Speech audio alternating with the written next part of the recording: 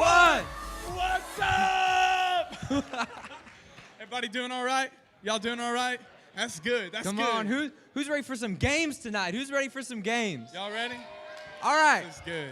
I've got a question. If your birthday is today or anytime this week, will you stand up for us, please? We got some birthday people in here? Oh, yeah. All about the birthdays. I'm a party rocker on the birthdays. Oh, come on. I'm a party rocker on some birthdays now. All Birthday right. cake, I'll get down with it. Come on. Y'all wanna do a little bit of a birthday sing-off real quick? Y'all trying to sing some birthday songs? Come on, here we go. Let's do it. All right, we're going to sing a classic. It's a classic. I'm sure you heard of so it. good. It's called Happy Birthday. I love it. It's a All right, here great we go. song. It's a All right, great ready? song. Let's sing it all together. Happy birthday to you. Happy birthday to you.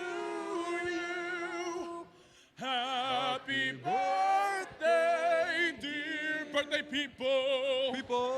Happy birthday to y'all. Yeah! I'm be honest. I really just did that for my little sister. Love you. Yeah. All right. We wrote that song, by the way. Yep, We did. That's an original. We wrote it. All right. Turn your eyes to the screen. See what we're going to be gaming out with today.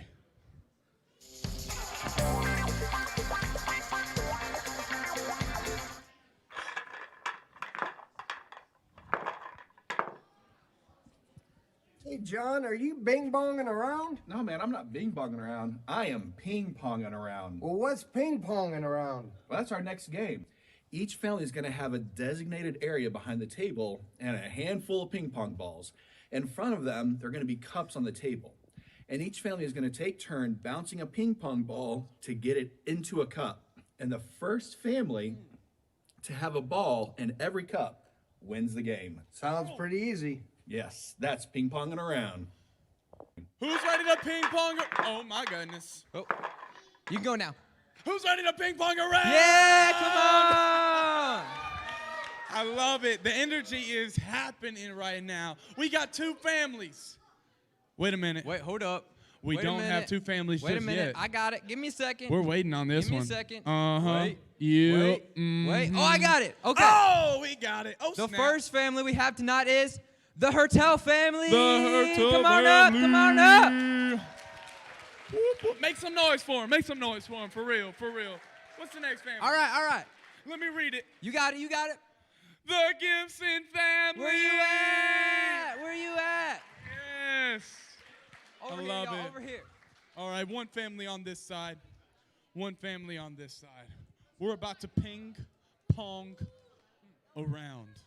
This is how this game's going to work. You're going to take one of these balls, bounce it. Your goal is to make it in that cup. You must take turns, one person ping ponging around at a time. Y'all feel good about it? You ready?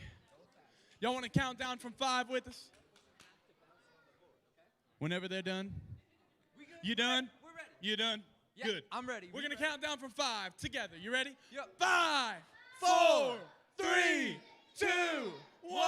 Stop Go. ping ponging around. Oh, close. All right, what's come on. happening? What's happening?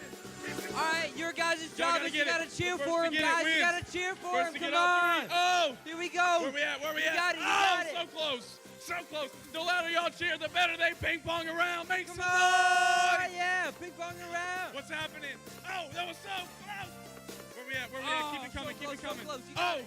Keep it coming. Keep it Oh. coming. Oh! Whoa. Keep it coming. Oh! This is so It's close. so You scary. got it. You got it. Oh! Oh! Oh. All right. All right. We're near 30 it. seconds. 30 We got 25 seconds. Oh, seconds. they got we got one. They got one. We got one over here. Make some noise for Y'all this can do it. Y'all family. can Make do some it. Come noise on. for them. Come Oh, on. 2. Oh, It's they 2. got 2. They got 2. It's going to take a big one. We're going to count got down time, once it you hits got 10. time. Count down with us.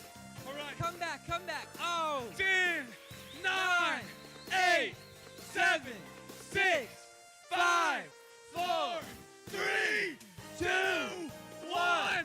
Oh! Man, it was almost a buzzer beater for this team over here, but last time I checked, 2 balls is better than 1, so here we Give it go. up for the Hertel Make some family. noise for 'em. Come on. Make some noise. for Turn 'em. your attention to the Turn your attention to the screen. You'll see what you want. Hey, John, let's tell them what they've won. All right. You win a brand new mini trophy. Give him one last cheer. Give him one last cheer. All right. Here you go.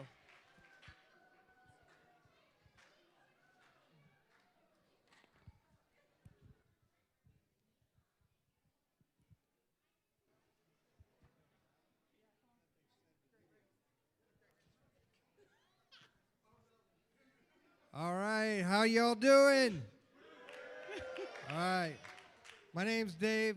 This is my I was going to say, cohort. I'm Sarah. You're What? cohort. Okay. Cohort. Yep. Yeah. I'm Compadre. Sarah. Sarah. That's what we're going with. Hey, didn't we have a race today? We did. We had a All right. great race. Do you know who won? No, but the screen's going to tell me. Okay. I hope. It will. I don't think it will. It did. Oh, the Bloom and Frost family. Y'all come on up. Come on up. Come on up. What do they win, Sarah? You're going to win, each of you, a mini trophy. A brand new trophy. Because that's what we do. Yeah, good job. Great job. Congratulations. Yeah. If you participated, raise your hand if y'all participated in the great race. Yeah, a bunch of people. Good times. Good. It's awesome. Great. So you want to tell us about one of our retreats that we have? Yeah. We're not playing the video anymore? Yeah, we are, but you got to say play the video. Okay, check out this video.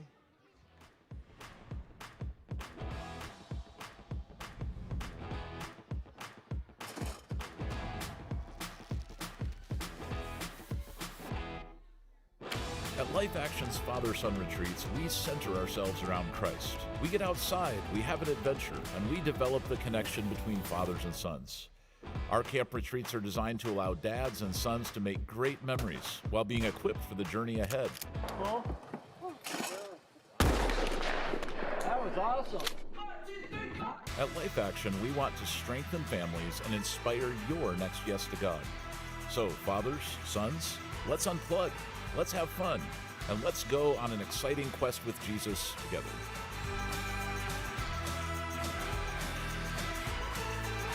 All right, so that was Quest. Nothing pumps me up more than having a bunch of men and boys here at camp, having fun, getting muddy, getting down, playing a lot of games. So we have 2 retreats up here in September, Father-Son Quest retreats. And then we pack up and go down south to a little town called Atlanta. Well, it's near Atlanta. Yeah. Well, Atlanta's pretty That's little. a good place. Buchanan's bigger than Atlanta, isn't it? No. Okay. It's not. Well, yeah, it's about an hour north of Atlanta. And then we'll pack up and go on over to Mississippi. So you can check out those dates are on the website. Yeah. And it's a blast. It You is. guys need to come.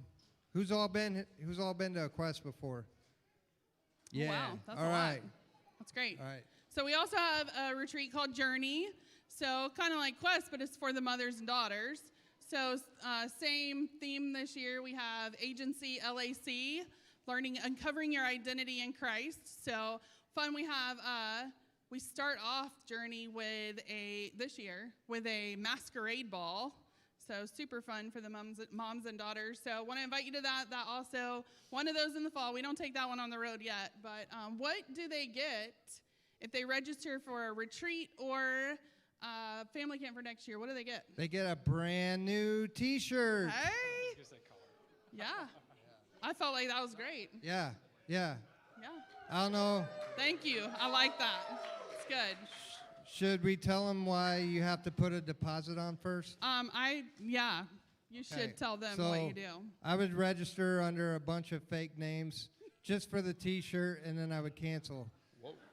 So I got like 20 free T-shirts out of it. That's not true, but yeah, it's good. It's a So good y'all can go see Chris in the office, get all the information for all those retreats, and then check out this video of Journey.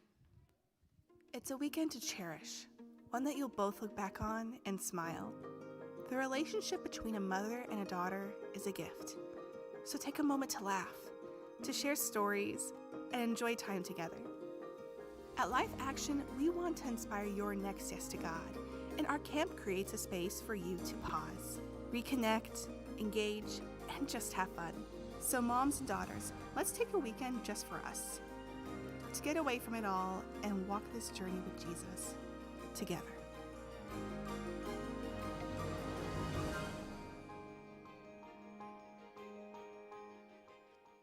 Awesome. Well, what's up, guys? We're going to worship together tonight, but before we stand up and get into that, we figured it'd be good for us to introduce ourselves to you guys. So we're going to do that tonight. We're going to start back there in the booth with our guys. Hey guys, my name is Cameron, and I'm from San Angelo, Texas. Hey, yeah. Nice. Hi, I'm Nathan. I'm from Waxahachie, Texas. My name is Andy. I'm from here now, but originally from Muncie, Pennsylvania.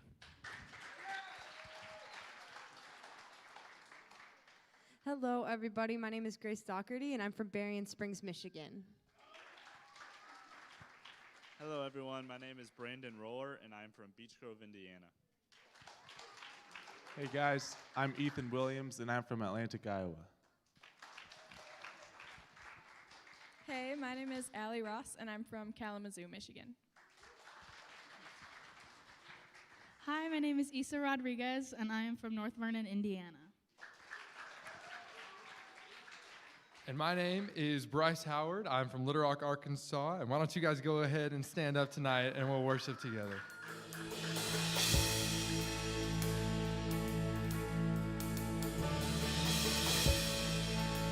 Sing, I searched, and I searched the world, but it couldn't fill me. Man's empty praise and treasures that fade are never enough. Then you came along and put me back together, and every desire is now satisfied here in your love. Yeah, oh, there's nothing better than you, Lord. There's nothing better than you, Lord. There's nothing. Nothing is better than you. Oh, I'm not afraid. No, no, no.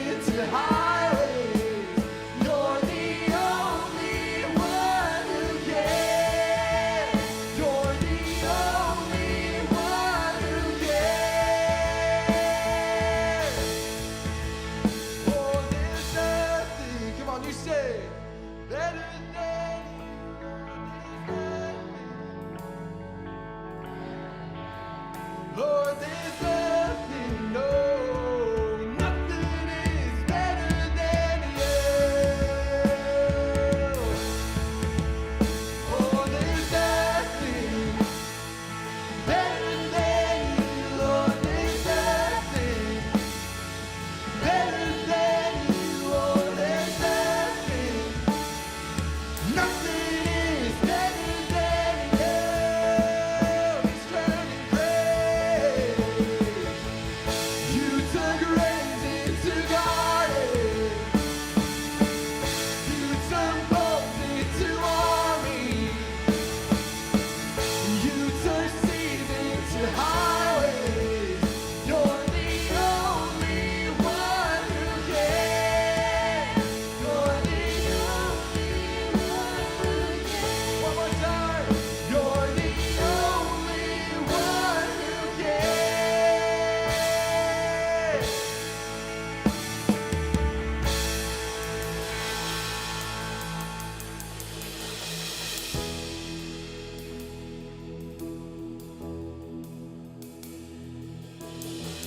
There was a moment when the lights went out, when death had claimed its victory. The King of love had given up his life for me. The darkest day in history. There on a cross they made for sinners. For every curse his blood atoned. One final breath and it was finished. But not the end we could have known. For the earth began to shake.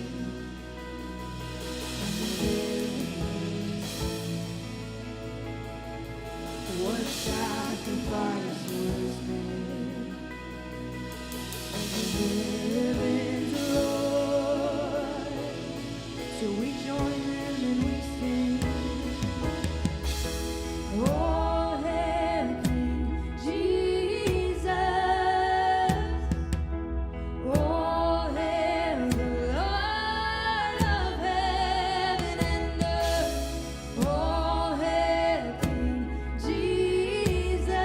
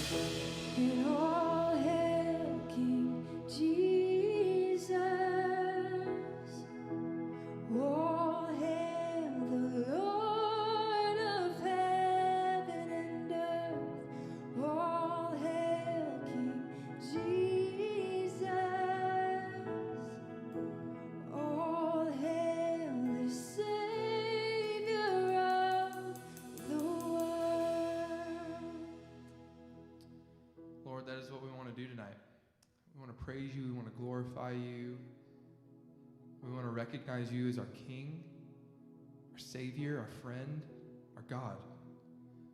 Lord, I pray tonight, as I've prayed before, Lord, that you would open our eyes, you would open our hearts and our ears to whatever it is that you have to say to us tonight.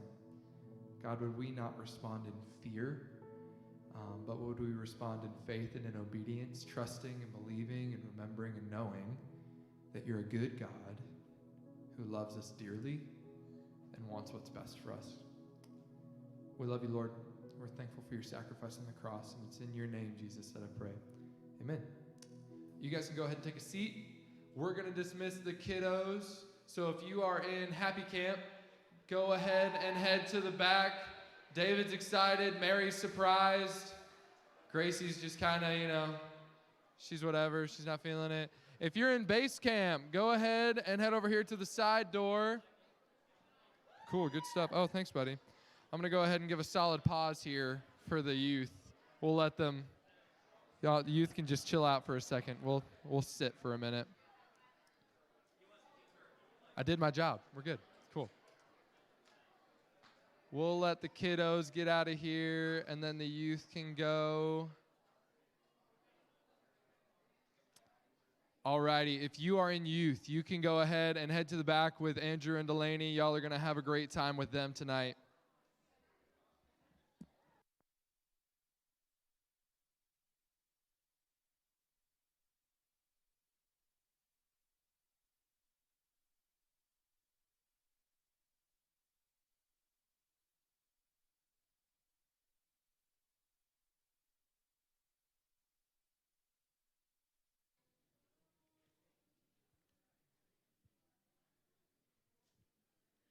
So as Dan and Melissa make their way to the stage, we have a little special presentation. Someone has so kindly gotten Melissa her own celebratory birthday cake. Yay! So look, we'll celebrate you all day long. So we'll put the cake in the back for now, but we just wanted to give that to you. Yeah.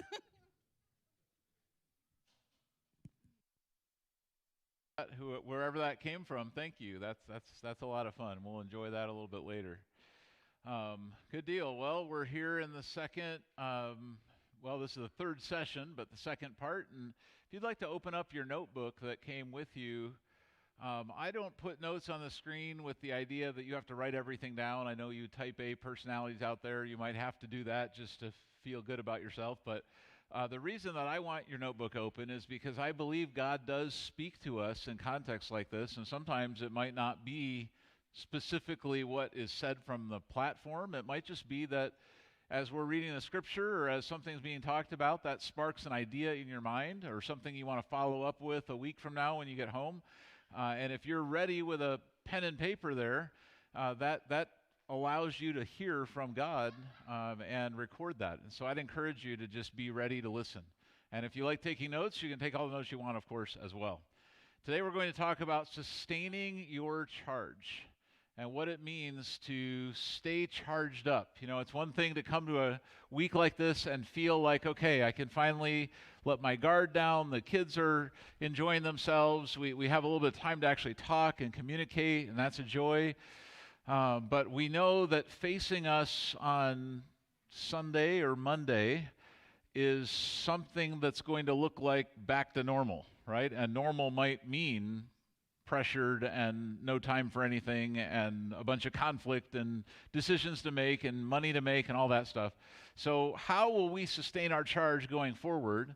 This morning when we talked about how Jesus revives us and looked at those churches of Revelation, that is all about getting back into the rhythm that we're supposed to be in, back on fire for Christ with revival burning in our heart, back on mission for Him. But then when you say, well, if I get really excited about all this and we go all in on mission, we know that we have a propensity to burn out, to take on a little bit too much and end up a few months later, maybe a few years later, going like, I don't think I can sustain this anymore. And maybe even ending up more discouraged than we started as. So how do we prevent that? Okay, I've asked Melissa to come up to, you could just stay right there, honey, and just there's certain aspects of this that I want to bounce off of her and let her give you some perspective as well. But I wanted to start with a question just to kind of warm up our minds a little bit, and you get to go to your happy place in this particular question. That's other than camp. What is your mental picture of an ideal retreat or vacation? Okay, so kind of get that in your mind. And I would like you to turn to someone who's nearby, could be family, could be a friend, and just tell them what that picture looks like. All right, what's your mental picture of ideal retreat or vacation? I'll give you 2 minutes to think about it, starting right now.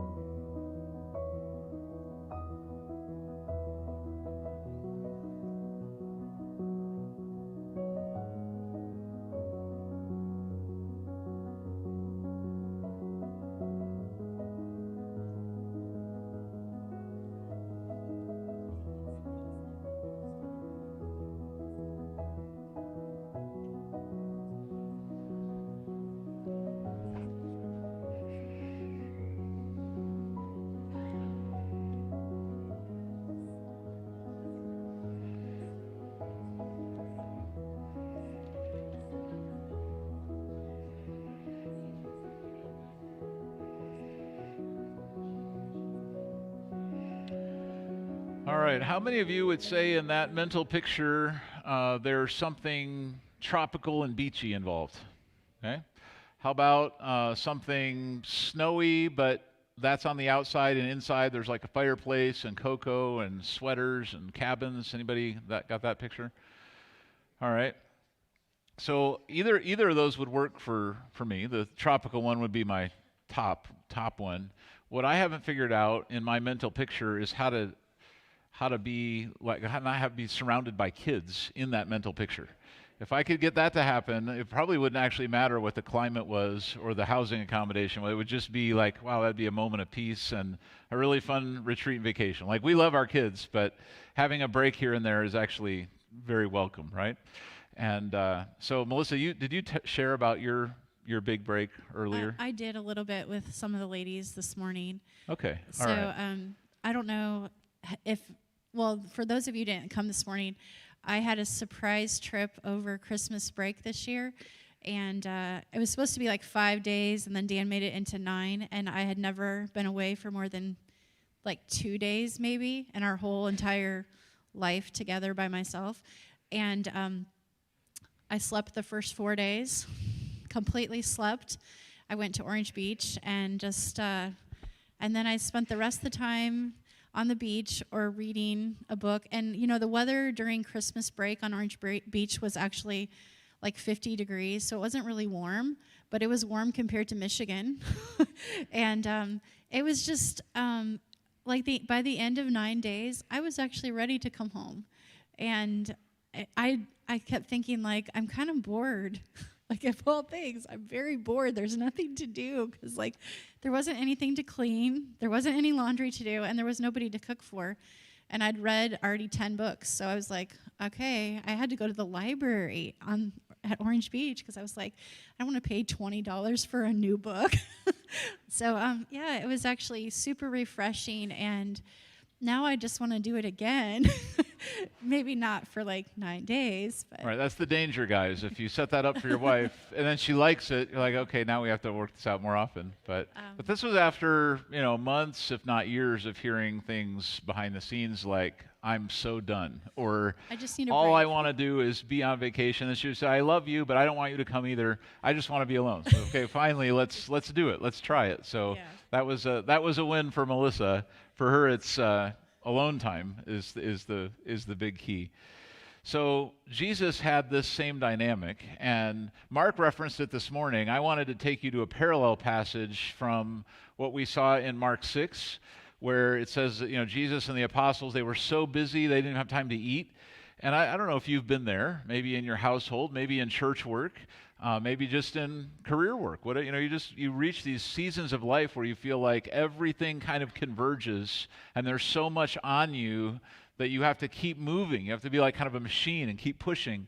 And in Luke 5:16, we have that same thing happening, ironically, because the ministry of Jesus was going so well, it started to expand, right? And any of you who've served in ministry, either as staff or volunteer, there's kind of this funny dynamic that if you do a good job, there's more work, right? It never ends, and it just multiplies the better you do.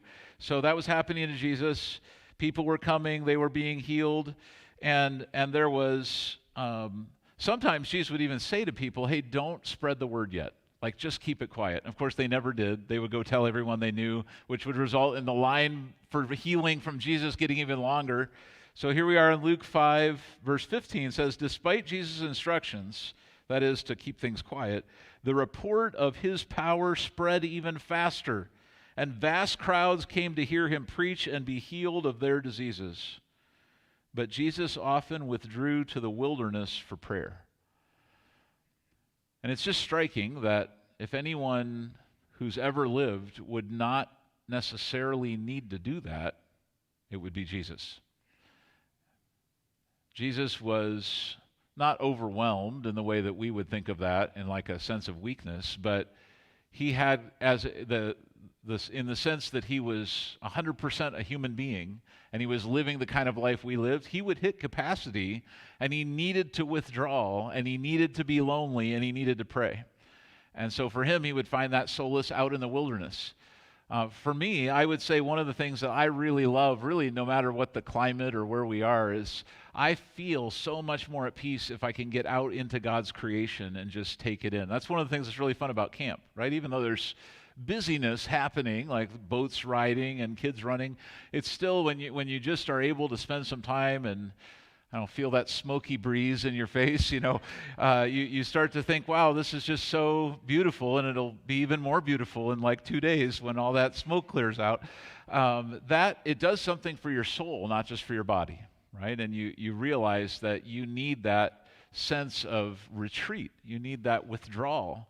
I heard a really helpful note from a pastor that I've tried to maintain. I would not say I've been perfect at it, but he said, "Divert daily, withdraw weekly, and abandon annually." And so you could all give yourself high marks for abandoning annually, because here you are, abandoning your career, your life, your whatever's at home for just this 1 week, and saying, I'm setting all that aside just to rest, just to spend time with family, to learn about Jesus. So that's fantastic. The other rhythms of withdrawing weekly, kind of having that Sabbath rhythm, or diverting daily, even in the sense of just when in your day are you pausing so that you can think? When in your day is there no media playing so that you're actually alone in your mind and you could pray, or you could think an original thought, or you could feel refreshment or rejuvenation? Those things are so important to carve out. It was important for Jesus to do it, certainly important for you to do it. So I wanted to walk back through something that Mark referenced before, remember I had that little handout with the different buckets, the different things that we need to be making sure are charged up, and just refresh those really quick so that we can ask some questions about what we'll really do to follow Jesus in the area of rest, okay? So those areas are how we're going to sustain our spiritual life, and even in the context of our family, how will we stay at it? How will this keep going in our lives? Hey, we've got to sustain spiritual recharge. We talked about that quite a bit this morning. And we have to do that together as a family. One of the things that we've emphasized for many years at family camp is that anything that the Bible says to you, it also is saying to you as a family, as a household. Right? So sometimes as Americans, we tend to read the Bible very individualistically. So we read when it says, you should go do this, you just are thinking about yourself. But in the culture in which the Bible was written, things were a lot more communal. They were a lot more familial. And if you think back through some of the key stories of Scripture, it was whole households would make movement toward God at the same time. And so it could be that it's not just you that needs to obey Jesus, but in your mind's eye, it's how will your family obey him? How will your family get on mission for him? And then how will your family recharge together? So it's not just about what will recharge you personally. That's important. But there's another aspect to it where you say, as a team, as a family, how will we recharge? Okay, so there's obviously these different categories. You've got your emotional recharge, which I feel like that's the one that depletes the fastest in our household lately. Because, one angry blow up or one rebellious kid kind of ruining a day or whatever, and you can go from feeling pretty good about life to feeling pretty low, right? It doesn't take that long, and suddenly things are off balance, and you say, wow, how do we reset that? Okay, we also, of course, need that relational recharge, and for Melissa and I, sometimes that's as simple as going on a date. It's just being able to spend time together. I know for a lot of our journey, it's just been as long as we can stay awake a little bit longer than the kids, which used to be easier than it is now for some reason. We would say, that time from like 8 o'clock to 10 o'clock every night, when theoretically we get most of them to bed, we can actually talk and just recharge, just still have a relationship that's not just based on managing the kids together, which in our household, a lot of times that's what we would be tempted to fall into. And so you just kind of think in your own life, in the rhythm of your family, how will we make sure we have time to actually recharge? And once again, say, wow, if you're here at family camp, you already have one aspect of that you're doing right now. So great job, but don't let up and don't think of that as 1 out of 52 weeks we do that. Say, no, that's annually we'll do it. But on a more regular basis, how will we keep our relationships connected on purpose? And then physical recharge, of course. Right, where you need rest, you need exercise, a diet that's going to support your thriving, your healthy life, and all those things work together to give you the energy to actually serve God. And if any one of those 4 things gets way out of balance or starts feeling like it's empty, it's probably going to drag down the other things. That's one of the things that for me I've recognized even in serving in ministry. Where I can be spiritually really excited about things and feel like things are flying high and going great, but if physically I'm down or relationally I'm down, it drags down the vision spiritually as well, right? So all these things we have to be attentive to all of them. You can't say, well, I'll just let my physical body go. That doesn't matter that much. I'm just focused on spiritual things. You'll miss what God has for you in your life. You'll reduce the potential that you have to serve him if you don't balance out all those areas. Okay, so that's all just a little bit of overview. Here's one of the things that I want to set the stage for in our thinking about this, and that is that recharging requires humility. It really does. Around here we say that the first step toward God that anyone takes is a step of humility. It's the first way that we respond to God. Really, the day you become a Christian, it's an act of humility. You're recognizing, God, I need you. But then the ongoing act of following Jesus is continually recognizing his place as Lord and your place as not the Lord, right? So you're saying, Lord, I need you and I want to follow you. I don't have all the answers. I'm not the boss. Jesus, I surrender to you. So that's that act of humility, right? So my power isn't limitless. We know that, but sometimes we don't act that. So I want you to turn to your neighbor and go ahead and just remind them of that principle. Say, your power isn't limitless. Go for it. All right, now for some of you, I realize that was kind of news. Like you say, I could hear that from a preacher, but it just got personal. Are you telling me I can't do everything? Yeah, that's exactly what we're telling you, right? All right, here's the next statement to say to your neighbor. You have to say, you can make this one more personal. Say, I'm not a hero. Okay, go ahead and admit that to the person next to you. I'm not a hero. I want to be a hero, don't you? I mean, don't you want to just have that S on your chest and be ready to go take on anything and never really need to sleep or rest? Sometimes I like, people say, man, you've got a lot going on. When do you sleep? And I love giving them the classic answer, oh, I'm not worried about it. I'll sleep when I'm dead, right? But if we actually believe that, we will be dead and then we will get to sleep, right? It'll speed the whole process up. You can't live that way. You can't live as a hero. You recognize I'm a follower of Jesus. I'm not the leader of my life. And so, Lord, I'll yield to you, and I recognize I'm going to have weaknesses. I'm going to need people around me, and I'm going to need your power and your grace. All right? Of course we need help. Now, especially if you're here with your spouse, you can say this, look deep into each other's eyes, and just say this to one another. Of course we need help. All right, go for it. Of course we need help, right? Now, what you just admitted is what a lot of people never admit, right? So a lot of people will actually not face the answers they need to face, or they'll say, I'd never go to counseling, or I'd never talk to a pastor, I don't admit anything's wrong. If you're willing to just say, of course we need help, that wall breaking down avails you to so much, right? That Jesus has to offer, and that churches have to offer, and that friends have to offer. It just is breaking the ice of pride in your heart so that you can have the conversations that will lead to recharge. Okay, here's the last one. And I want you to turn very earnestly and say this to the person next to you. Actually, I need help. Go for it. Now, when you're willing to say that, here's the good news. If you mean that, you are in the position to receive God's grace. You remember in James when it talks about God's grace? It says God resists the proud, but he gives grace to who? The humble. James 4:6. God resists the proud, but he gives grace to the humble. And when you're willing to admit, I need help, it's true. I don't have to put up some sort of facade anymore. I don't have to try to pretend that I'm fine. No, I need help. I actually do deplete my energy. I actually don't have all the answers. And so, okay, I need help. I'll admit it. That's when God can build grace into your life. That's when the Holy Spirit can fill you and change you. And that's also when people around you can actually help you.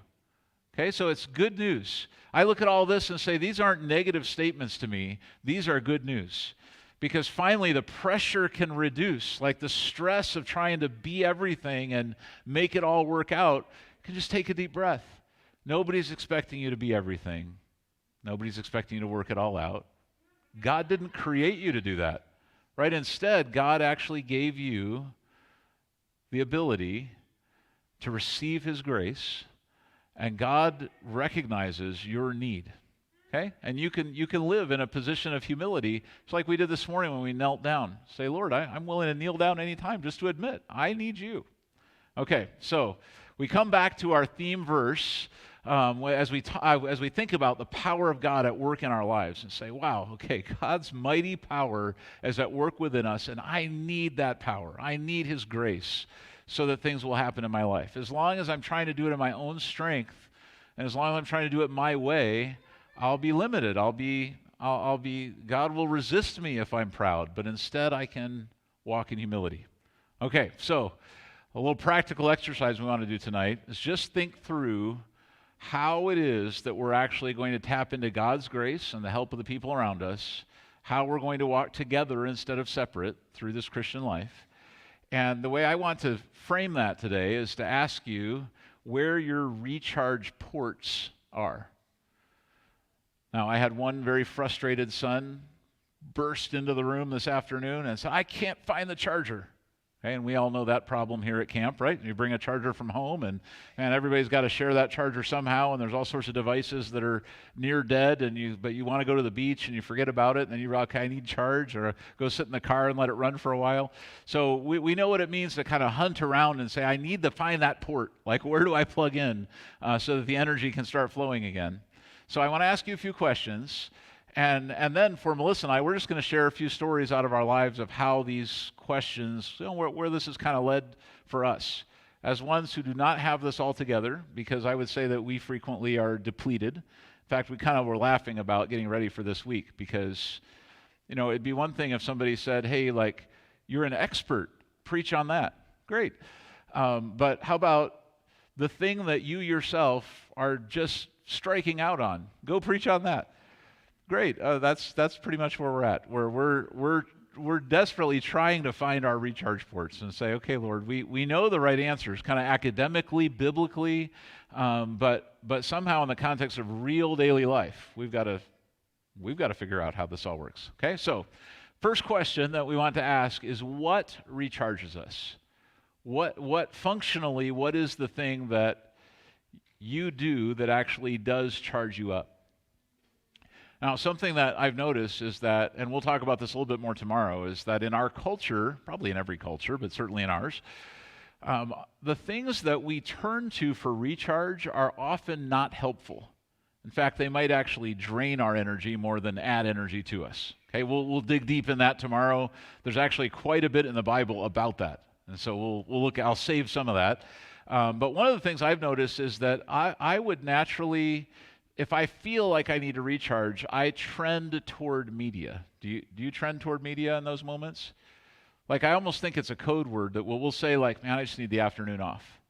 Okay, well, what are you going to do with your afternoon off? Like, what % chance is there that the screen is running somewhere, either the big one or the little one? Probably pretty high. So that might not be wrong, but that may not actually be a soul level recharge. Right? It might just be a distraction. It might be amusement. It might not really build anything into you. Some people, sadly, to recharge, they turn to substance abuse, right? So you end up with people who start off feeling, just for whatever reason, desperation, depression, something's going on, and they turn to a substance, and that gives them physically a sense of recharge or rest or some sort of relief, and then they get addicted to that feeling, and then years later they're saying, how did I end up a slave to this thing?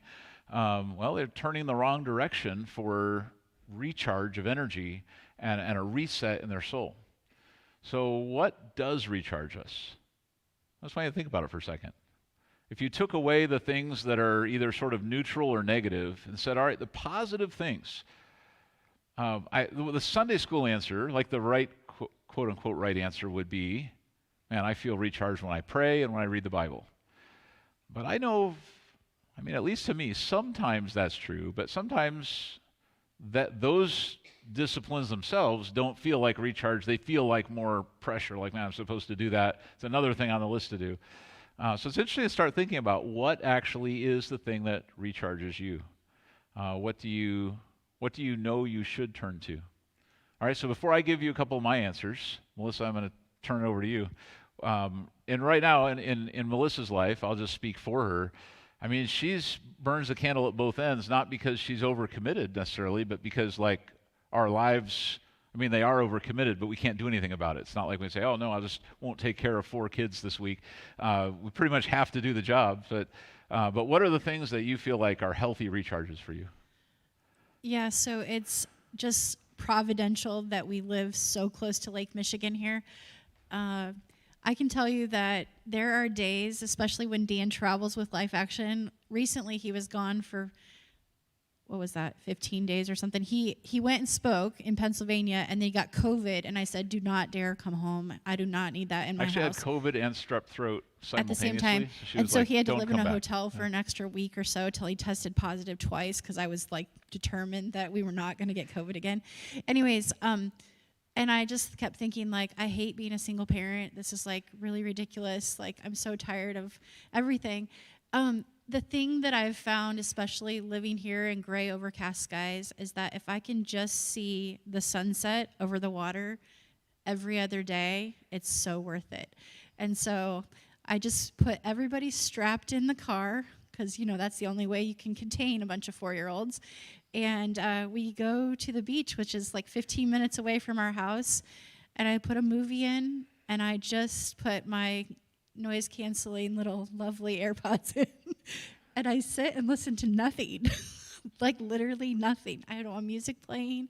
I have nothing. And I just sit and just think, I'm so blessed that I get to see creation. Now, if it's a nice day, I might get out of the car, but I learned my lesson that way. They locked the doors on me once, so I don't do that anymore. But anyways, that totally recharges me because it's just usually a quick like 20-minute reset, because I do it on the way to do other errands because I don't want to waste the gas. But I just think like, man, if I didn't have that 20 minutes just to reset, I don't know if we lived somewhere else what I would look at, but the water does it for me.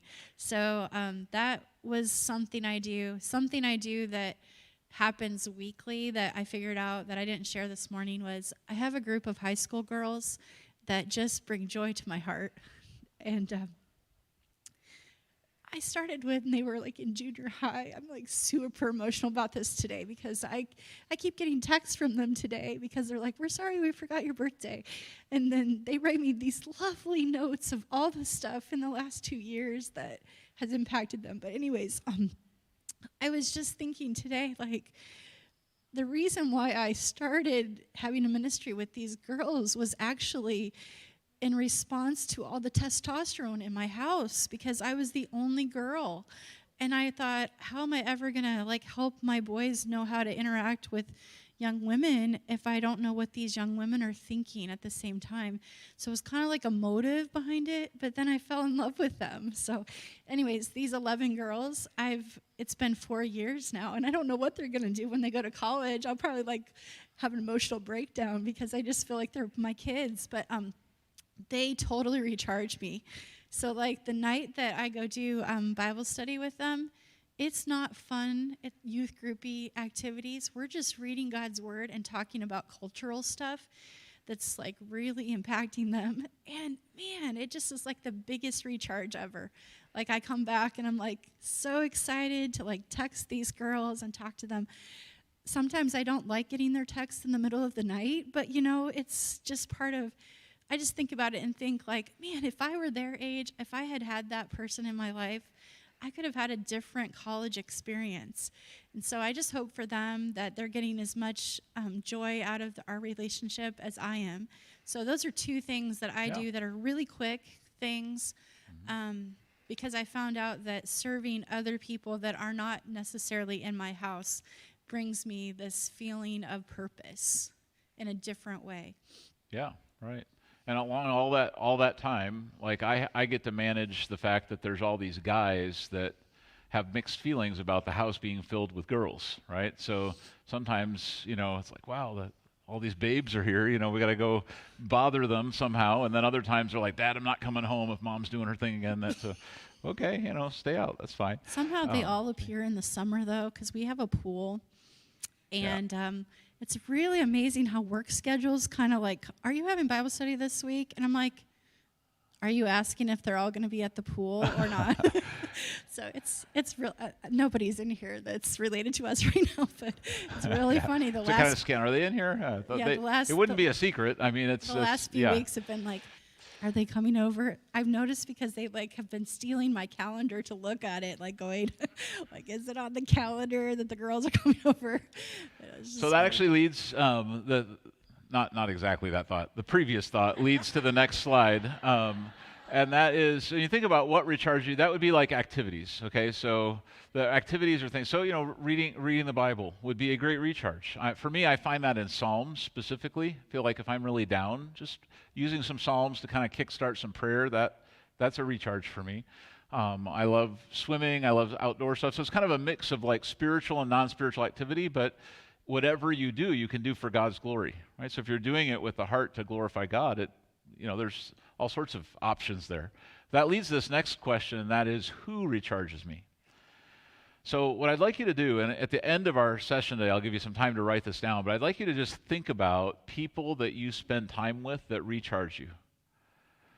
Now, as you think about it, there's two categories, right? There's people you're related to that may or may not recharge you, and then there's everybody else. So I was teaching this principle at a church in Louisiana, and somebody came up and she said, I'm a little bit upset about that worksheet we had to do where you asked about who recharges us because my husband didn't write my name down.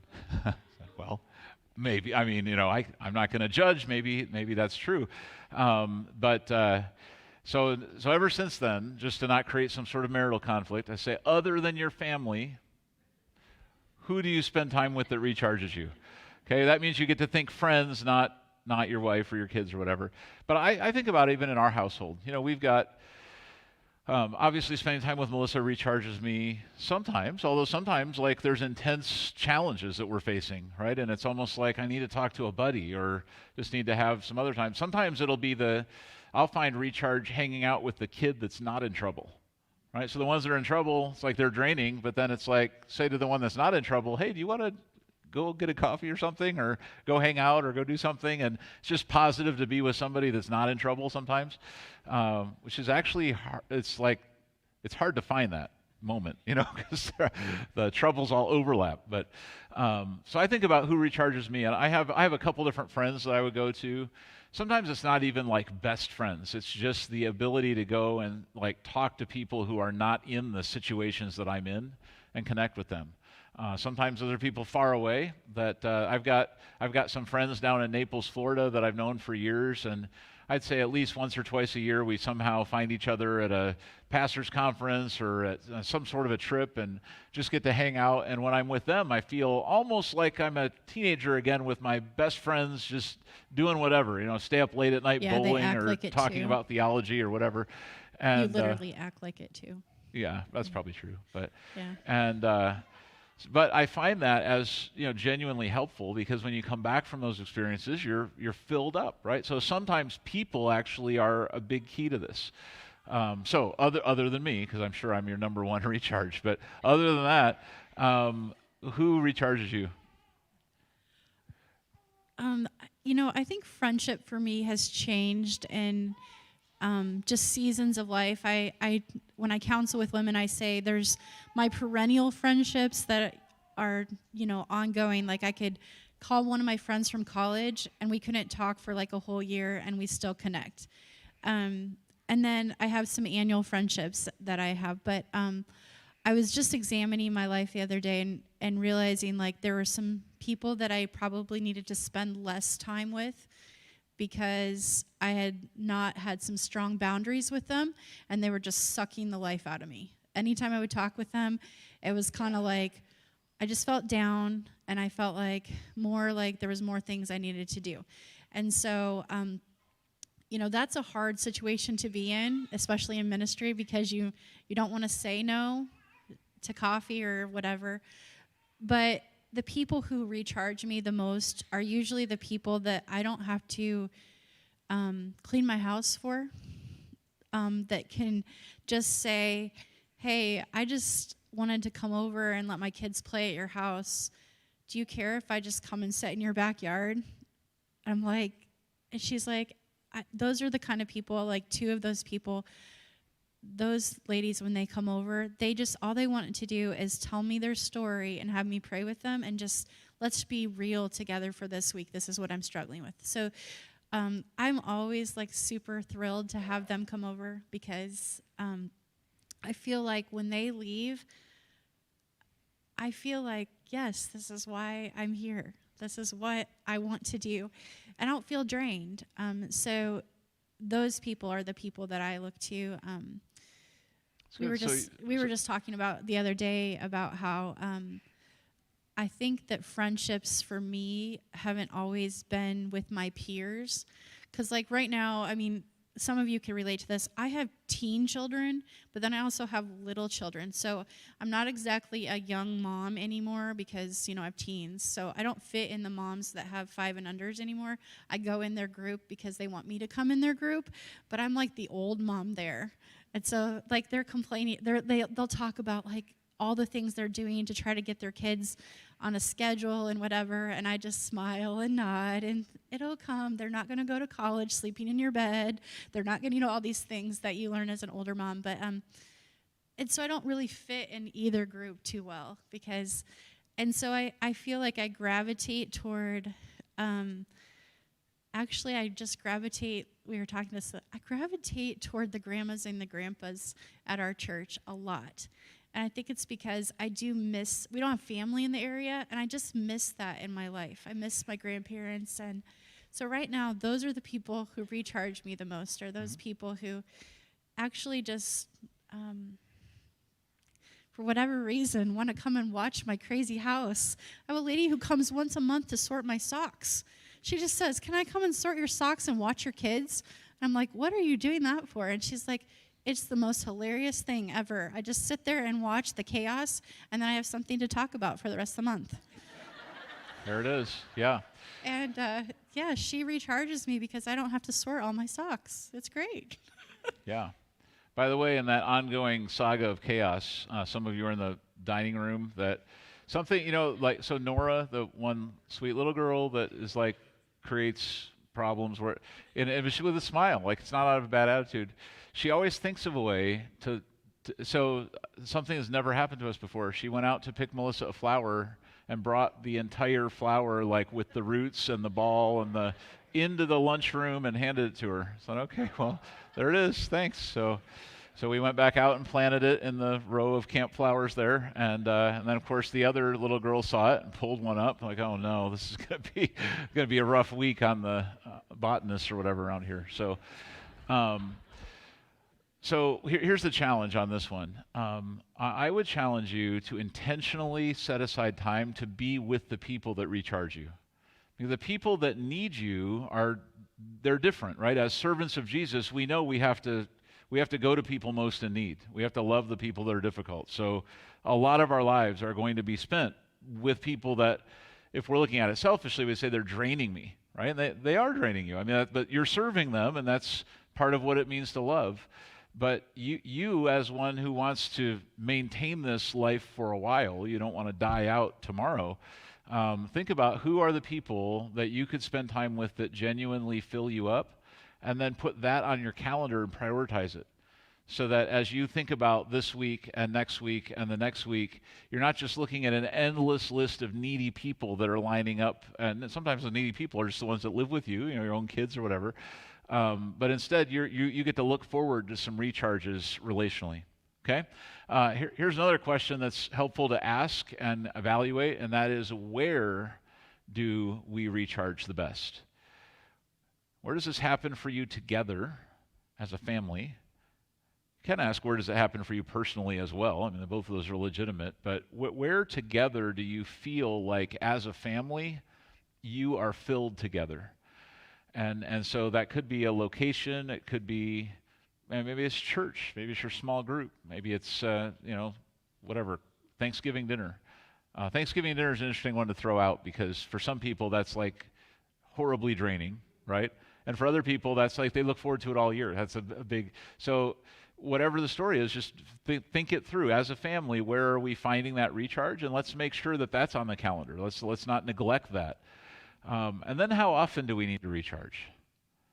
Okay, so I mentioned the daily, weekly, annually paradigm there. That's really important.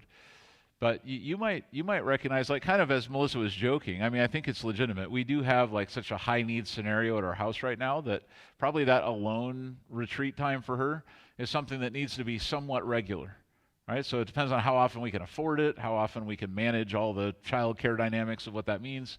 But it probably is not something that we would say, well, we did that, and we'll never do it again. No, I think you probably do need that. And so you might look at your family dynamic and say, well, whether we're thinking individually or as a couple or as a whole household together, how often should this happen? Okay, so annual family camp's a great family recharge. But you might say, but this is not exactly the same thing as a marriage recharge. So that might be a separate type of event or retreat or scenario that you set up for yourself, so that is a priority to you. And the idea here is that if we want to maximize our lives for Christ, we have to manage our lives well. Okay, and so you look at this and say, I need to be a good steward of the life that I have. And that means not just being a good steward of the dollars that I have, but actually the life that I have, the energy I have. So here's how Jesus looks at us in our weakness. I think this is so encouraging. In Hebrews, it talks all about how Jesus is our high priest. And in many ways, Jesus fulfills the law for us. And so we look at him and we say, Lord, thank you for doing for me what I could never do for myself. And here's what the scripture says. This high priest of ours understands our weaknesses. For he faced all the same testings we do, yet he did not sin. So let us come boldly to the throne of our gracious God. There we will receive his mercy and we will find grace to help us when we need it most. And so your weakness, your admission that you do need help, hopefully that was real when we did that, that's not a surprise to God. In fact, Jesus lived the human life the same way you're living the human life. That's why he came as a human being. He could have just come as whatever, some sort of spirit or whatever, and accomplished a bunch of things and taught a bunch of truths, but no, he decided to come incarnate, right, as a human, as one who wears the same flesh we do, so that he could empathize with us, so that he could walk with us and show us the way and be our way. So we look at Jesus and we say, okay, Lord, you understand this. You withdrew to lonely places in the wilderness to pray. You set aside time to just spend time with just your heavenly Father. Or sometimes you set aside time just to be with the disciples, and other times the doors were wide open and there were thousands of people coming, right? He knew how to manage that dynamic. And so we say, okay, Lord, as your follower, how should we also do that? We want to follow Jesus into that same sort of life management plan. Okay, and then here's one final thing that I wanted to bring up tonight. So that some of this continues on in the days ahead. And I think I said tomorrow. I meant Thursday. Tomorrow we get to recharge, right? Get a little bit of time off. But Thursday morning we'll pick this up and we'll talk about how we avoid the things that drain us. But here's kind of sort of a warning that I would say I've learned from my experience in a few different ways, and that is that breakers flip for a reason. You probably have some take-a-break warnings that happen in your life or in your emotions, and if you ignore those, it's to your own peril, right? So we have a breaker that flips consistently in our house. We installed a new oven, and now anytime Melissa's cooking with like all the burners on at the same time, it seems like it's kind of hit or miss. It doesn't always flip, but it often does. Think, well, there's a reason that's happening, right? If we completely ignore it, eventually we would pay some sort of a price for that, right? It's flipping because it's overloading. There's too much demand. There's too much draw happening, and so there's a safety mechanism built into the system. The breaker is flipping to give us a signal that it's time to cool off. It's time to let something go. So it's interesting to ask, okay, well, what are my breakers that flip in my life? I know for me, one of the ones that I noticed it probably 15 years ago, and since I noticed it, it's actually really helped me keep my jobs, okay? And that is because the days that I hate my job, I told you I have multiple jobs, so it depends on which day, which one I'm hating that day, right?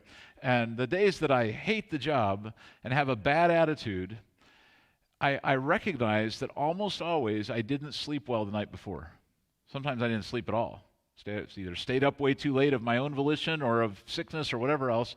But when I'm overly tired, I'm not necessarily cranky to people around me, but in my heart, in my mind, I start thinking, why do I have to do all this stuff? And I just start getting a bad attitude. And so when I realized that, I kind of put two and two together and went, okay, on these days that I'm literally like thinking maybe I'll draft my resignation letter and just like group email it to everybody. Hold on, did I sleep last night? No, I did not. Okay, well, that's the problem. Before I hit send, I should go to sleep and see how I feel tomorrow. And sure enough, if I sleep, I'm back to having vision and being excited about it and feeling privileged to serve God and all the great things. And so I realized that if I have a bad attitude, that's like a breaker flipping in my emotions, and I need to pay attention to why that's happening. And for me, that's I'm spent. I need to go to sleep. I need to rest. There was another significant breaker that flipped for me, which I was not prepared for. I didn't think it would be my story that this would happen. But I had over the years, I'd had some strange like back issues that would have radiating pain into my chest. And so a couple times I had that, and I would go to the hospital because, I don't know, I saw a billboard when we were first married that said, don't ignore chest pains, they might stop.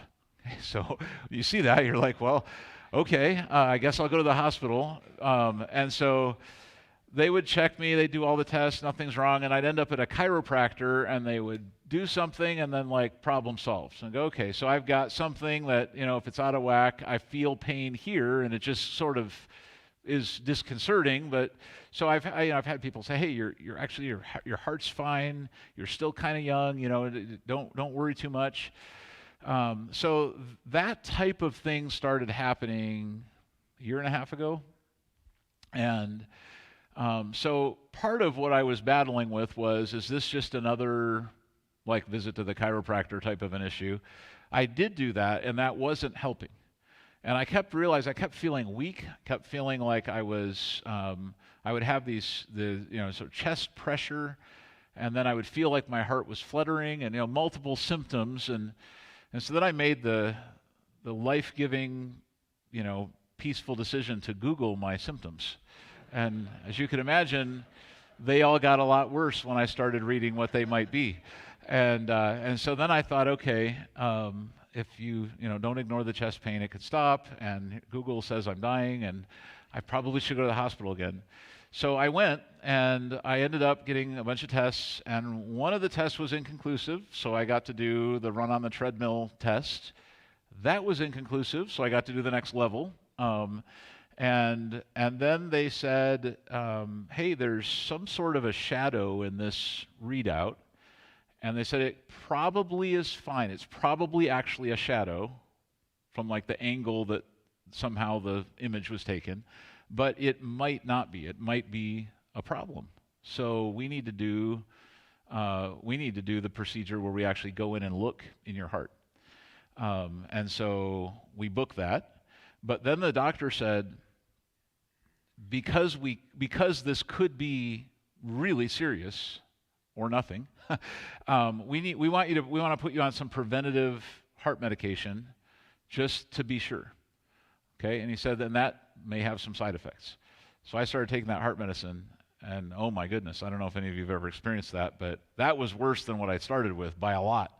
I felt like I was going to die 24/7, and I don't think I was being wimpy. That's what Melissa would probably say if she was telling a story, but I actually, it was really scary stuff. So I was struggling. I was not able, I realized I can't really drive. I can't do anything. I just feel like I'm in peril all the time, like my heart's hurting. And so those are all actually, sadly, like normal symptoms of some of the heart meds so it definitely made me on the other side of that think, whatever I can do in my lifestyle to not end up on those meds again, I'm going for it. I want to do that because that was a bad experience.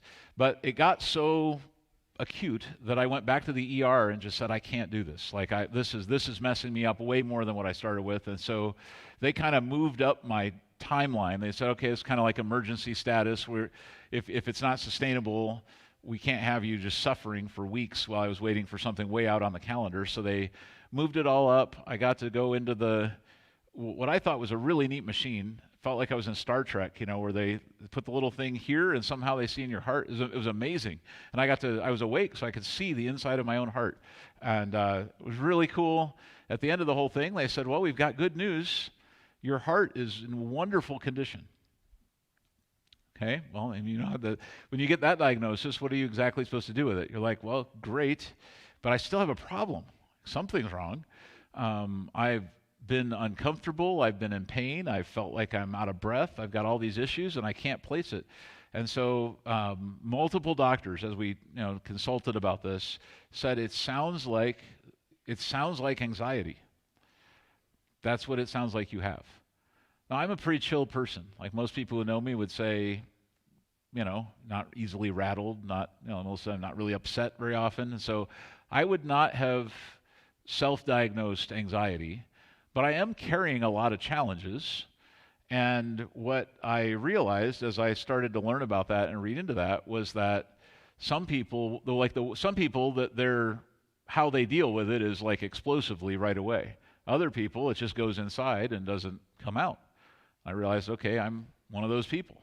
And so the sense of trying to control outcomes in challenges I have at work and in my kids' lives that are not mine to control, but holding that in, that causes stress, which was then causing anxiety, which was then eventually manifesting in these physical symptoms. And so as soon as I realized that, there was a huge lift. And this is where it kind of gets back to that when we were just, tell your neighbor that you're not the hero. When you actually can see that you do have weakness, it's actually a very freeing thing to realize. Because now you don't have to prove that you're great enough to overcome anything anymore. Like you're the next person in need, following Jesus, relying on his grace. So for me, I had to change a lot of my mentality. And they offered anxiety meds, and I would be open to that. But I did say, I said, could I just think about this a little bit because this is all surprise to me that's how I was processing stress.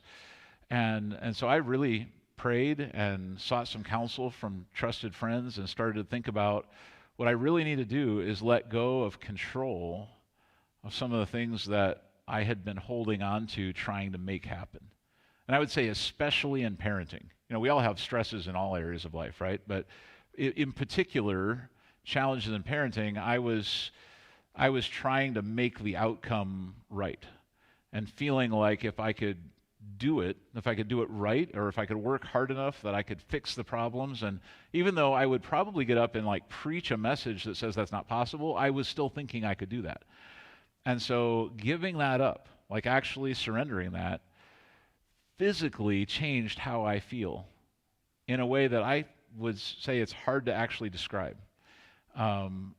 Felt freer, felt healthier, felt more energy.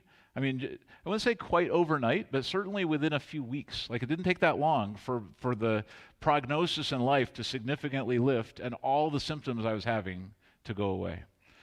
And what's crazy is none of the situations that were pressuring me have actually changed hardly at all. Those ebb and flow, but the thing that changed was my attitude toward all of this and my recognition that I need to surrender some of this to God and not try to hold all this myself. Whereas that was the thing that was draining me more than anything else. So for me, what I realized was the heart palpitations or, the sweats or all those weird symptoms, for me, those were like a pretty big breaker flipping, a major take a break warning. And I don't really ever want that one to flip again. That was laying in the hospital not knowing what was going to happen. Some of you have been there. It's not a place you want to go back to. And so for me, realizing, Lord, I need to keep yielding to you, not just so that I can have a better life, but so that I can have life and keep going and do the things I'm called to do. So I want to encourage you with that, just to recognize that, one, there probably are signals in your life that would be, I really get cranky when I'm stressed, or I'm overtired, and this. You probably have your own take-a-break warnings that happen to you. If you don't know what they are, chances are your family members do know what they are, and maybe they could enlighten you if you have a humble heart to receive it. And all of that will help you go forward with reliance on God and prayerfully live a recharged life, right? And not have to miss out on what God has for you. So I wanted to conclude tonight with some think and talk time. And, when we go pick up our kids from the clubs, you can do that right away if you want to, but it's a little bit of a flexible conclusion. They've built that into their assumptions over there. So if you need some time just here to pray or to talk to your family members that are in this room, you can do that. There's not a big hurry to run over and get the kids. So take a deep breath, and here's our little assignment to talk about. What are our recharge ports? I don't spend a lot of time on that one because you could get into ideation session and think up 25 things. But just what are the things that are really obvious? So you say, when this happens, I do feel recharged, I need to make sure that that is a priority, or we need to make sure that's a priority for us and for one another. My need a break warnings are usually, and then maybe you know what yours are. If you do, share those and commit those to prayer. Recognize probably all of those. Instead of resenting whatever those are, just start recognizing, okay, God has wired you a certain way. This is helpful data. If your emotions are out of whack, you say, okay, Lord, I want to yield this to you and find out the right path forward. Besides family, who or what really recharges me? And I'd encourage you even to make a little list on a piece of paper or something. Just write those names. Like, these are the people that, it doesn't have to be exhaustive, but maybe there's 3 people you could think of. Say, when I'm with these people, I do feel filled up. I don't feel drained. And then just say, how can I spend some time with those people this summer? How can we make that happen? And then I feel truly rested when, and then fill in that blank. Okay, when you get done talking about these things, if you're willing, say a prayer over one another. Just pray that God would give you grace and that God would continue to put you in a place of humility where you're able to receive his grace. All right, so we'll conclude with that, and I'll let you go ahead and John, did you have an announcement before we kind of go into a prayer time? Maybe you could come up and do that now, and then we'll have our prayer time, so we don't want to miss that.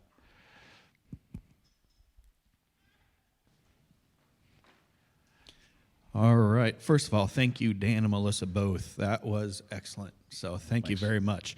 And very challenging. Still, thank you very much. But Right. Just a few announcements before we spend some time thinking and talking about what Dan and Melissa have shared with us.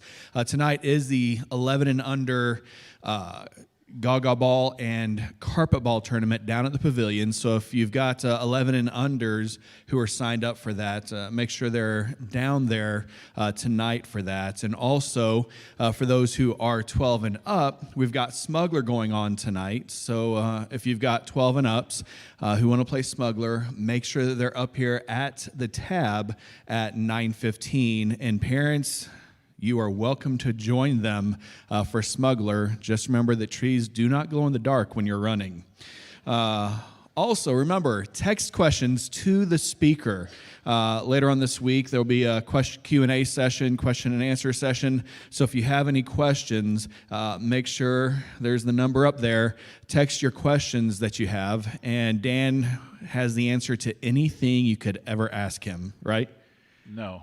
Oh, so Give it a shot, though. he'll give it a shot. I don't know is an acceptable answer, so you can answer anything. Sure. Yeah, right. And then remember, there is a snack at the Pavilion there tonight after we're done here.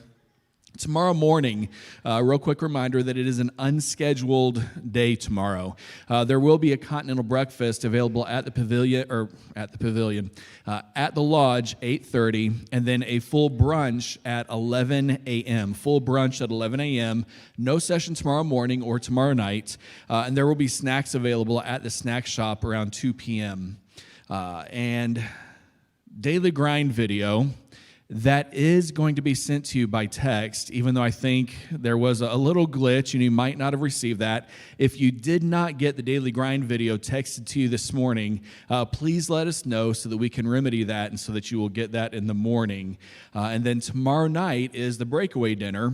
If you are not planning on being there for the breakaway dinner, please let Chris know as soon as possible about that. So that is all I've got. That's great. All right. I would encourage you, if you're new, to come to the breakaway dinner. It's super fancy and fun. It's a lot different than all the other camp meals, and you'll be glad you attended.